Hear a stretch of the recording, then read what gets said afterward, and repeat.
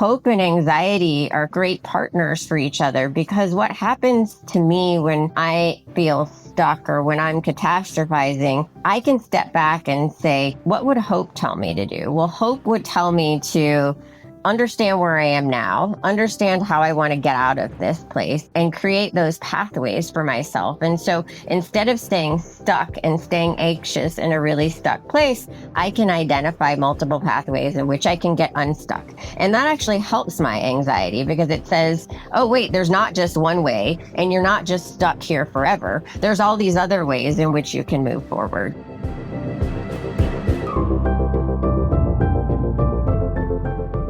That's Jen Fisher. She's a global authority on workplace well-being who helps leaders harness hope to transform cultures. She shares more on the skill of hope in her latest book, Hope is the Strategy, the underrated skill that transforms work, leadership, and well-being. So you'll learn 1, why hope is a valid strategy in the workplace. 2, how a few words can kill or build hope.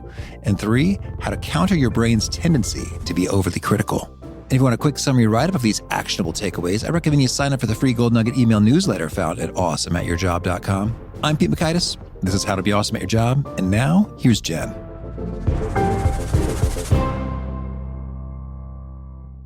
Jen, welcome. Thanks for having me. Well, I'm excited to dig into your wisdom and to hear about hope. Could you share with us, for starters, extra surprising and fascinating discovery you've made about hope as you've researched it? I would say that hope is not an emotion, which most people think that it is. It's a cognitive process. It's not whimsical. It's not wishful thinking. It's not positive vibes only. As a matter of fact, many, many times hope is hard. And I would also say that hope is a daily practice. And obviously, I believe that hope is a strategy. Okay. Well, so it's not an emotion. It's not positive vibes only. You said it's a cognitive. What is it exactly? So what the research shows, so C.R. Snyder is kind of the original, if you will, godfather of hope research. And what he and so many others have found about hope and why many of us say that it is a cognitive process is because, and that hope is a strategy, is because real and realistic hope actually requires action. It requires three things from you. It requires you to identify and set a goal. So to know where you want to go or know where you want to be. It requires, and this is perhaps the most important, that you identify multiple ways or pathways in which you can reach that goal. And so it's not just one, it's multiple ways.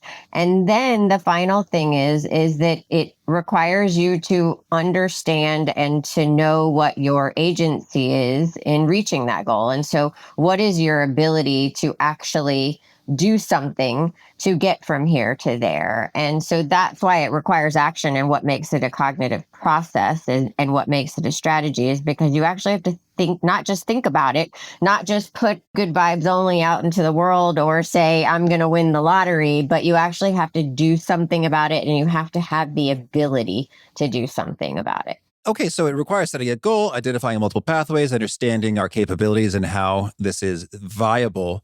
And so if I've done those things, I'm having an experience as a result of having done so. Is that what we're calling hope? That's what we're calling hope. That is what hope theory says. And I will tell you what hope theory also says. Hope theory and hope does not guarantee success. And that's why I say hope is hard, right? Because sometimes you do all of these things, you have all of this hope, and then things don't work out the way that you want them to. But I think what's really great about hope is, those multiple pathways that you identified. If you start down one path and it doesn't work, well, you've already identified other ways in which you can reach your goal. So you don't get stuck. You kind of say, okay, well, that was interesting. It didn't work. But look, I have these other ways in which I can potentially reach this goal. But hope does not guarantee success. Hope will let you down. But it is still critically important. Okay, so if I do those things, I'm having an experience that you call hope, but it's not an emotion. So I don't know if we want to get all dictionary or textbooky, but so then what precisely is hope? Hope is a strategy. It's a cognitive process. It requires that process in order for it to be hope. When it comes to emotions, hope can spur positive emotions. It can create positive emotions. It can also potentially create negative emotions, but hope itself is not an emotion. So if I set a goal, I identify multiple pathways. I understand I've got capabilities that could get her done. But if I still have a lot of doubt and pessimism and think this probably won't work, do I have hope? You could, yes. I mean, look, I think those things can coexist. I would say what makes hope unique is that it requires you to take action. So you could be pessimistic or you could believe that it's not going to work, but if you're still taking action towards the goal, on the off chance that it could work, then yeah, you do have hope. But look, I think hope can coexist with doubt. Hope can coexist with hopelessness. Hope can coexist with despair. It can coexist with other things that are seemingly its opposite, just like many things. I mean, most things in our life can coexist with other things that are seemingly its opposite. But what hope requires is action. And so if you are moving towards that goal, regardless of whether or not you think it's going to work, you do have some hope that it's going to work. Otherwise, you wouldn't be continuing to move towards that goal, because what's the point? And so can you tell us maybe what's the opposite of hope, or how prevalent is hope at work? Well, I don't think that hope at work is very prevalent. And that was the reasoning and the rationale behind my book. I proffer in my book that I actually believe a lot of what we are seeing and talking about and experiencing in the workplace when it comes to workplace burnout is actually an epidemic of hopelessness. And so hopelessness exists when you don't believe that tomorrow can be better than today, when you don't believe that your actions or what you're doing matters, or when you don't believe that you are valued in the workplace. And I think that those are experiences that unfortunately a lot of people have, which drive workplace hopelessness. And I think we often look at that as disengagement. We look at that as burnout, but I actually think that it's hopelessness. It's people kind of throwing their hands up and saying, well, nothing I do matters, or nothing here is ever going to change. So why even try?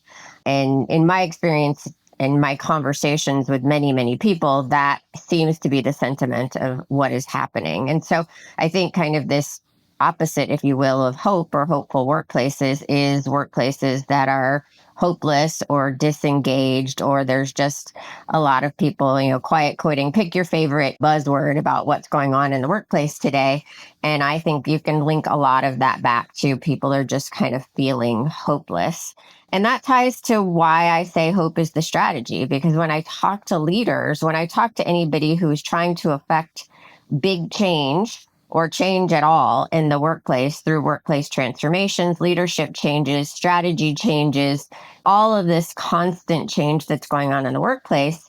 And they say, really, Jen, really you want me to create a hopeful workplace? You think that hope is a strategy? And I say, yeah, I do, because good luck with your strategy if nobody believes in it, if nobody gets on board, if nobody thinks that your strategy is going to make tomorrow better than today, then you're not going to achieve your strategy, because you have to be able to bring people along with you. And that's why I'm not saying hope is the only strategy, but I'm saying that hope is a strategy, because people need to feel hopeful about where they are and where they're going in order to really show up and be engaged and innovate and do all the great things that we want people to do in the workplace, but they're just not feeling it right now. Well, if we think about hopelessness, then it sort of sounds like from that angle or facet, hope seems to be sort of a set of beliefs.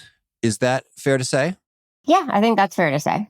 Well, so in that sense, then, if hope is a set of beliefs, then that set of beliefs would certainly be bolstered by doing just those things. Set the goal, identifying multiple pathways, understanding your capabilities and how those can flow into making that unfold. Very cool. Well, maybe could you give us a story, perhaps, of someone who wasn't feeling so hopeful, but they adopted some of these approaches and saw a turnaround? Well, I think that probably the easiest story would be my own story and why hope has become so important to me. Part of my leadership ethos, how I lead, but quite frankly, how I live my life. And so if you rewind where I was 10, 11 years ago, I was in a state of complete burnout. And this is before we were talking about burnout and well-being in the workplace in the ways that we are now. And so I didn't know what I was experiencing. I knew I was struggling. I worked in a high-performing organization. I looked around. Everyone around me seemed to be doing just fine. So I just kept telling myself, I'm going to push through. This will eventually go away if I just keep pushing harder, pushing harder, pushing harder. Well, that never works.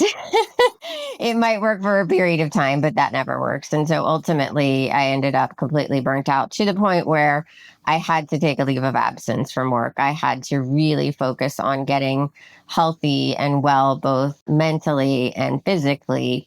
And part of that recovery for me actually was seeking out professional help, going to therapy. And through therapy, that is actually where I was first introduced to hope and hope theory and kind of the processes of generating hope in your life. And so the therapist had me do hope theory exercises, many of which I now lay out in one of the chapters. I think it's chapter 10 in my book.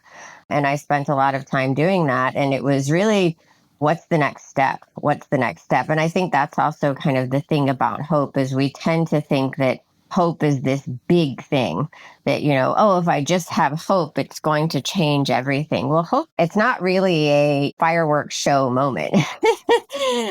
It happens in those quiet hours, in those quiet moments by taking one step forward and then the next step forward and then the next step forward. And that's what I did. It was kind of each of those little steps that built me back from burnout recovery.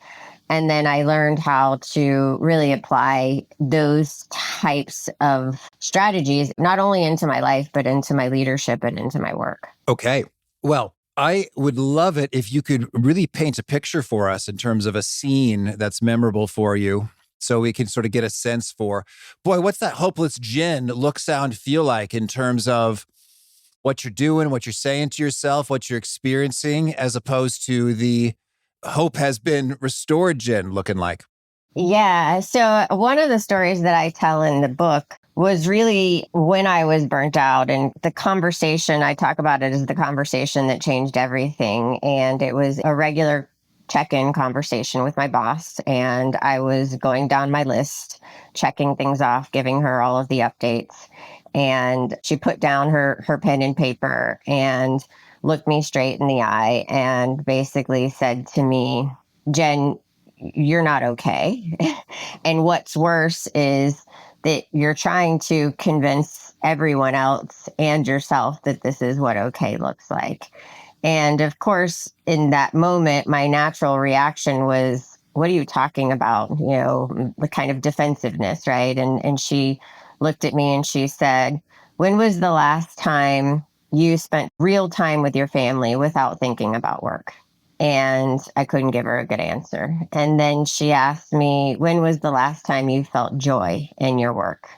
And I couldn't give her a good answer. And she went on to ask me a handful of additional questions. And I really couldn't answer any of her questions in that moment or in a way that made me feel good about myself. And what I will say is she wasn't judging me. She wasn't calling me out. She was coming from a place of concern to say, you're not okay and you need to take some time for yourself to get okay.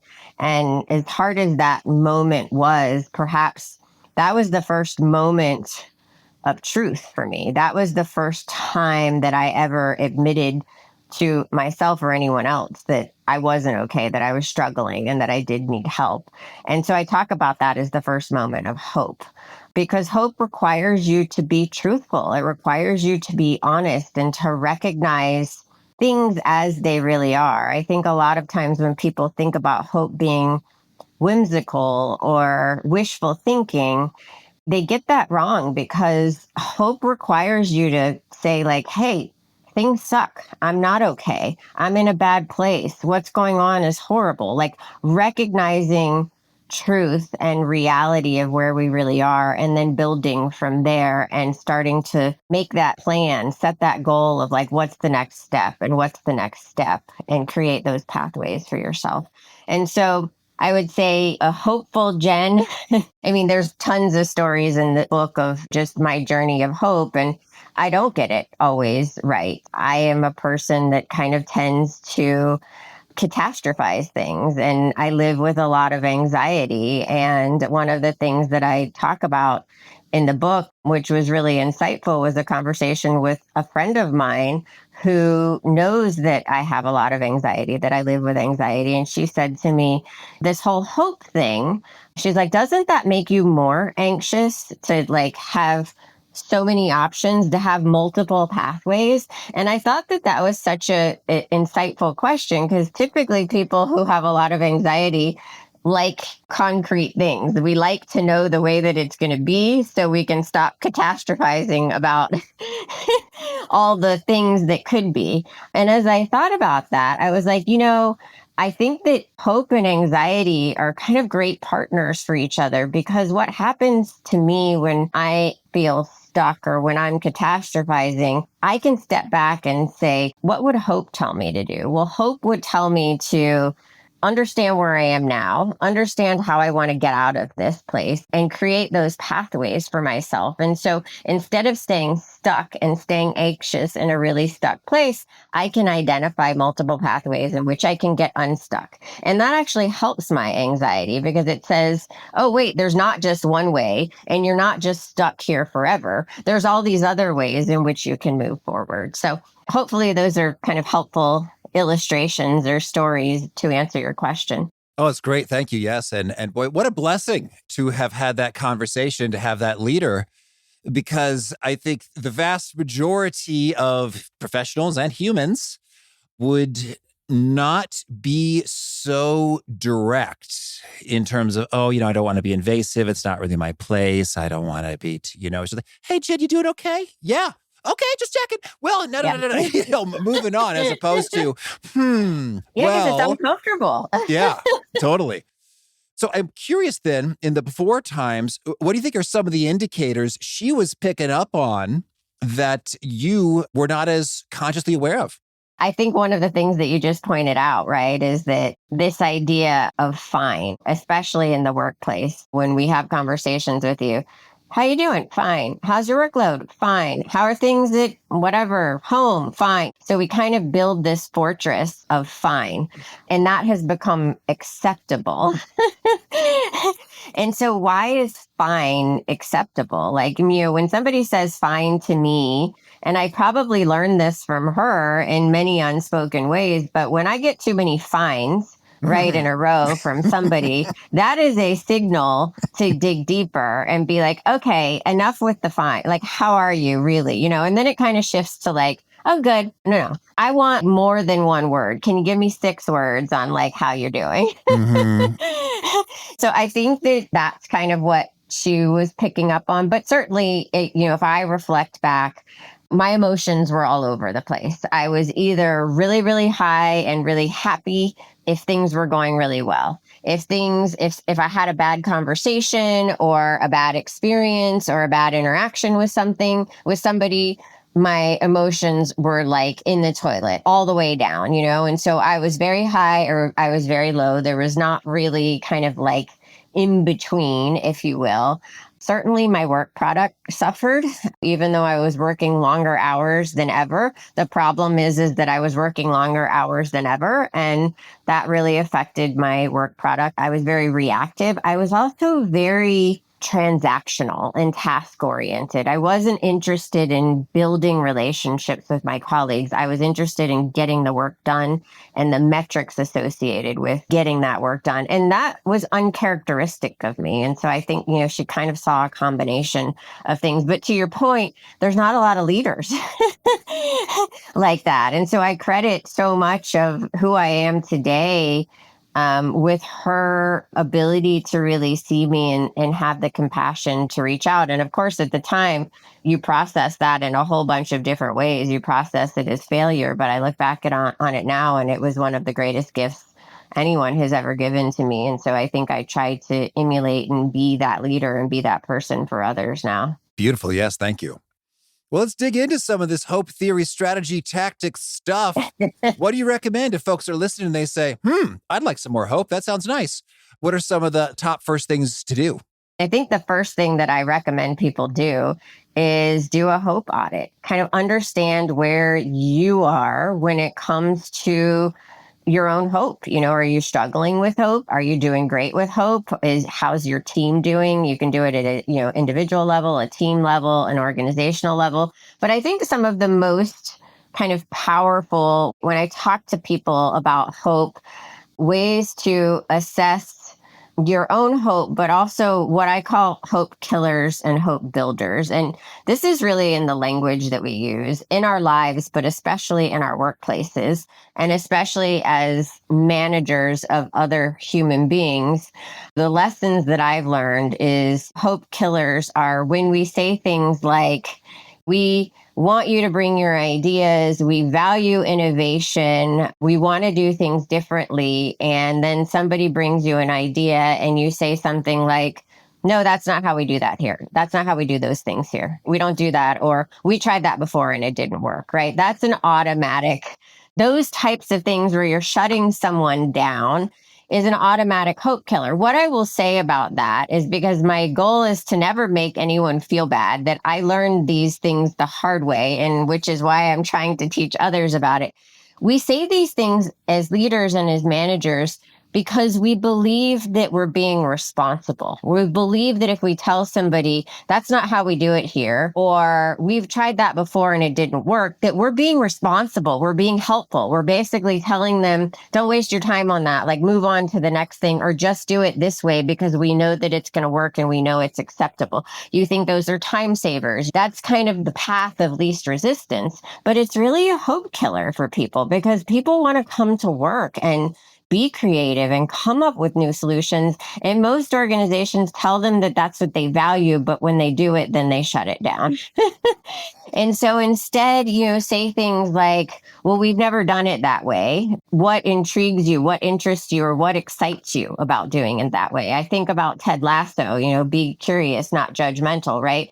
So have your line of questioning when somebody brings you an idea. Instead of shutting it down, get curious about it. Ask them questions. You might still say no, but at least you engaged in the conversation with somebody to understand where they're coming from. And that's what helps us feel like we matter and that we are valued by somebody, not that we execute on every single idea that somebody has, but that we listen to them and that we see them. And that's what actually creates and builds hope in the workplace. And that kind of behavior through the language and the way that we communicate with each other is incredibly contagious when it comes to workplace culture. No, the language is contagious in both directions. In both directions, very negative and positive. Absolutely. Probably negative is more contagious. Okay. Which is why it's so dangerous, right? Well, there's a top tip right there. Saying don't use hope killing language. Do you have some superior alternatives for if someone is mentioning something and you really do have some insight that was tried before and it didn't go well? I imagine you want to share that information and not withhold it, but you also don't want to kill the enthusiasm. So any pro tips for communicating that? I mean, there's nothing wrong with saying, hey, we tried something similar and it didn't work out, but I want to hear from you. What's your approach? What do you think is different this time? What in your mind would make this work? And so that opens up the dialogue for them to share with you what they're thinking, and then you can have a conversation about it, right? Then you can share your own insight of when we did do this before and it didn't work. And then you might learn something from them. Maybe they aren't proposing that you do it the exact same way that you did it before. Maybe it just looks like that on the surface. And if you immediately shut it down and say, oh, we've done that before, and move on, then you miss the opportunity to dig a little bit deeper. And I'm not talking about spending 4 hours, right? This is a a 10, 12, 15-minute conversation with somebody that just is like, tell me a little bit more about why you think that that's going to work, or what excites you about this idea, or let's dig a little bit deeper so that you can understand where they're coming from. And you can also share insight of like, hey, we did something similar. This is how we went about it. This is why it didn't work, and this is why it didn't work. What do you think? Why do you think that your approach is different? And so it's not about letting everybody come up with all kinds of ideas and just start running with all of them. But it's more about, how do you make somebody feel seen and valued in the workplace? Because those are the top things. Feeling like you don't matter in the workplace or in life, that is the biggest hope killer of all, right? Like not mattering to somebody or not mattering to where you work, people start to disengage. And so it's really about seeing somebody and just having a quick conversation to understand where they're coming from. It's not always about, oh, we're going to move forward with this idea, even though I think it's a bad one. Very good. Okay. Well, I'd also love to hear some of the other winning bits from this toolkit. I think something that I like to do, I call hope spotting. And so there's a lot of negativity in our world. There's a lot of negativity in our workplaces. And so opening up team meetings or starting your own day as an individual or ending your day as an individual, and actually spotting and calling out and acknowledging instances of hope building, talking about something that you thought wasn't going to go well, but it actually went better than you thought. Really identifying the times in your day or in your week where things went well, because we don't do that. We tend to dwell on what went wrong, who pissed us off, what we didn't do right, what we didn't get done. And I'm not saying that you shouldn't, there are lessons to be learned by mistakes that we've made or interactions that we've had that didn't go as well as we wanted it to.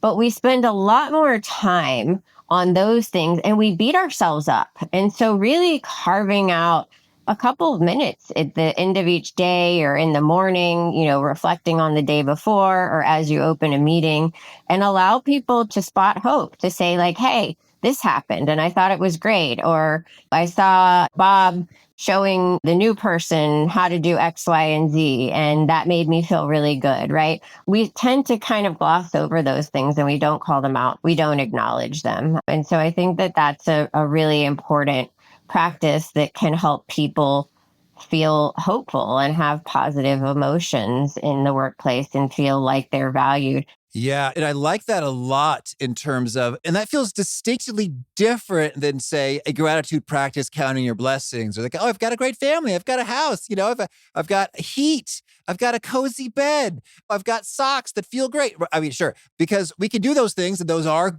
good and special, and shifting the spotlight onto them can be beneficial. But when you really zero in on it went better than you thought it would, it highlights that same zone of risk and uncertainty where so much of our lives are in these days. It highlights that, and it's a powerful reminder that, yeah, it happens frequently that things work out better than you thought they would. So thusly, perhaps as we're assessing the probabilities or what's likely to go down with the next thing, we may just be a bit more balanced in assessing the prognosis of stuff. I love that. I love how you summarize that. I think that was perfect. And that's why I think hope is a practice too, right? Because once you start to practice that becomes, I wouldn't say your natural default. Maybe for some people, it's still not my natural default, but it's easier for me, right? I will catch myself going down the path of being like, oh man, I can't believe I said that. Or, oh, that was a really dumb answer. And when I start to have that negative talk for myself, I'm like, wait a minute. what about all the things in the meeting or the presentation or the keynote or the whatever that went right?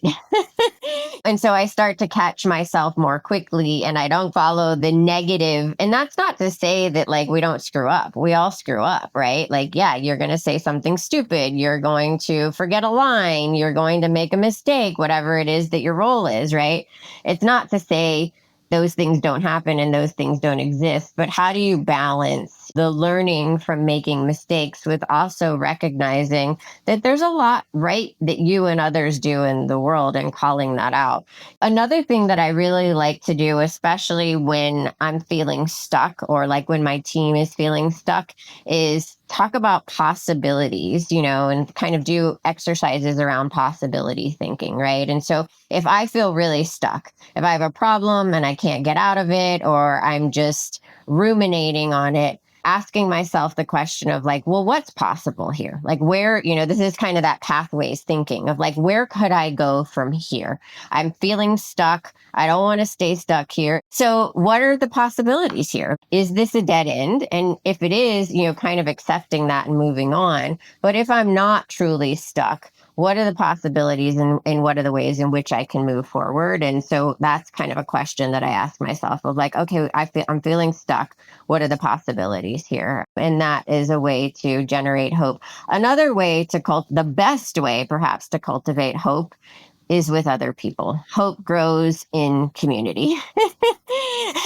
Like many things, hope definitely grows in community and surrounding yourself with people that support you and also will hold you accountable when you need to be held accountable is one of the best ways that hope can grow. And so when I think about that inside of organizational life, obviously the best place for that is on your team. But if there's not people on your team, do you have a friend or two in the organization that you can connect regularly with?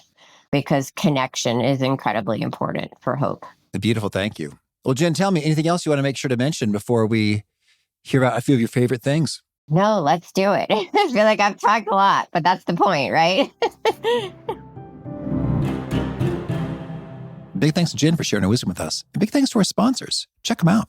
One sponsor to check out is Vanguard. As we step into a new year, it's the perfect time for all the advisors listening to think about how to set up your clients for success. One way to do that is to level up your fixed income strategy. But bonds are tricky. The market is huge, rates shift, and risks hide in plain sight. That's why having a partner with scale and expertise matters. Vanguard brings both. Vanguard bonds provide top-grade products across the board. Their lineup includes over 80 bond funds actively managed by a 200-person global squad of sector specialists, analysts, and traders. Vanguard's been in the game for a long time at a scale that gives them a serious edge. They're able to invest across many sectors, maturities, and geographies, spotting opportunities that others might miss. Vanguard takes a steady approach, focusing on reliability and consistency. So if you're looking to give your clients consistent results year in and year out, go see the record for yourself at Vanguard.com/audio. That's Vanguard.com/audio. All investing is subject to risk. Vanguard Marketing Corporation, distributor. One sponsor to check out is Monarch. One of my financial goals for 2026 is reducing expenses in the most painless way possible. And well, managing your money doesn't have to be a struggle this year. Monarch is a gorgeous personal finance tool that makes your money life easier. It brings your whole money picture from budgets to accounts and transactions and investments into one super handy dashboard on your phone or laptop. I was such a fan of the old Mint.com and was super bummed when it disappeared. But the good news, though, is Monarch was founded by a team that includes the original product manager of Mint. And I dare say it's even better. I like the graphical summaries that help me drill down into things quickly and easily, and it helps me get to the bottom of anything that just seems a little weird or off and cool opportunities. In fact, Monarch helped the average user save over $200 per month after joining. So this new year, achieve your financial goals for good. Monarch is the all-in-one tool that makes proactive money management simple all year long. Use code AWESOME at Monarch.com for half off your first year. That's 50% off your first year at Monarch.com with the code AWESOME.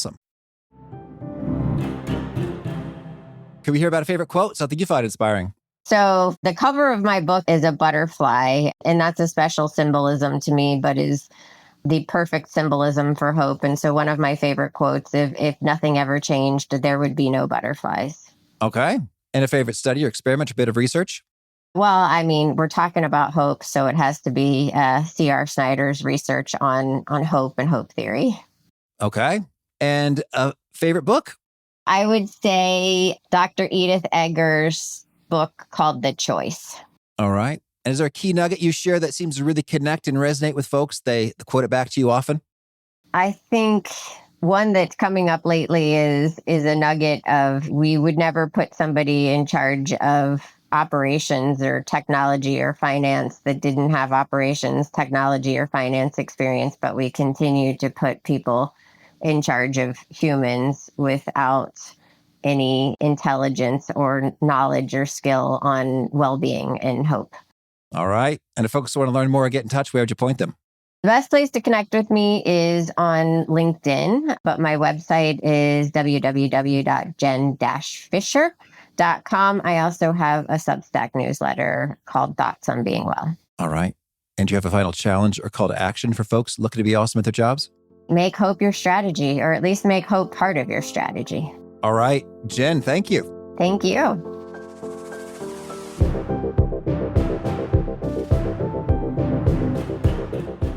I really appreciated how Jen reframed the notion of hope as opposed to just a feeling as something that we can really get our arms around and take some action.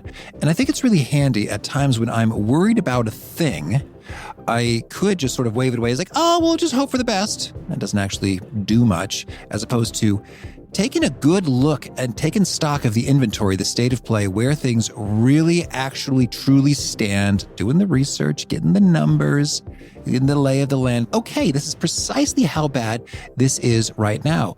Understood.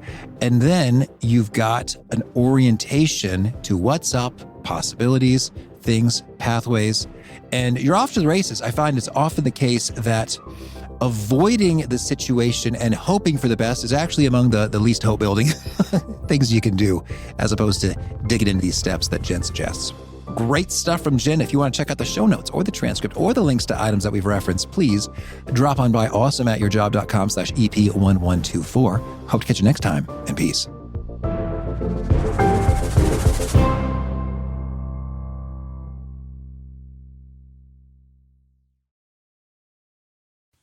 Brought to you by the Capital One Savor Card. With Savor, you earn unlimited 3% cash back on dining, entertainment, and at grocery stores. That's unlimited cash back on ordering takeout from home, or unlimited cash back on tickets to concerts and games. So grab a bite, grab a seat, and earn unlimited 3% cash back with the Savor Card. Capital One.